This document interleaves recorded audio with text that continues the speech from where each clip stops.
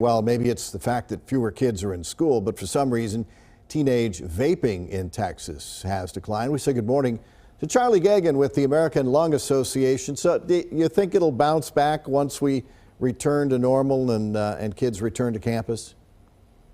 Yeah, thanks, Tim. We do expect that youth vaping and tobacco use will bounce back once kids get back to normal and get back in their social circles. So the State of Tobacco Control report is ringing that bell saying more work needs to be done.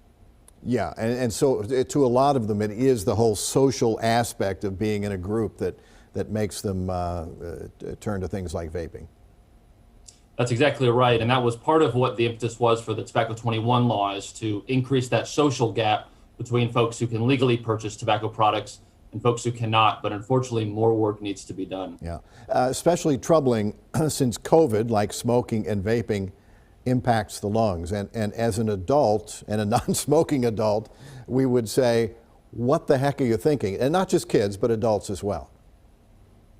That's right. What we know is that smoking and e-cigarette use damages the lungs, and that damage increases the risk of more severe impacts of COVID-19. So today is the best day to quit if you're considering. In fact, people who are long-term smokers, people who've been smoking for decades, 50% more likely to die of COVID? Is that the figure I saw? That sounds accurate. We're really seeing some concerning data. And another aspect of this is we don't know what the long-term health impacts of COVID-19 are and what kind of long-term damage folks will have in their bodies. Yeah.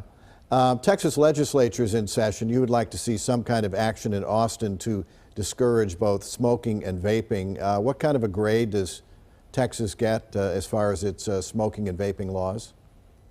Well, unfortunately, Texas received an F grade in all of our categories, and that is because Texas continues to not act on what we know are proven tobacco control strategies, like full funding for prevention programs, a statewide smoke-free indoor air law, and solid taxes on both tobacco products and new e-cigarettes, which currently have no excise tax on them. Right. We've seen in the past the state of Texas, when budget times are tight, they have what's called the sin tax. And so let's just raise taxes on alcohol and tobacco and all those kinds of things to raise money, less so than with the intent to discourage people from doing them. Well, the great thing about increasing taxes on tobacco products is it not only helps people stop using it and reduces the use, but it also raises money that can be used for stronger prevention programs, cessation programs, and other things like that.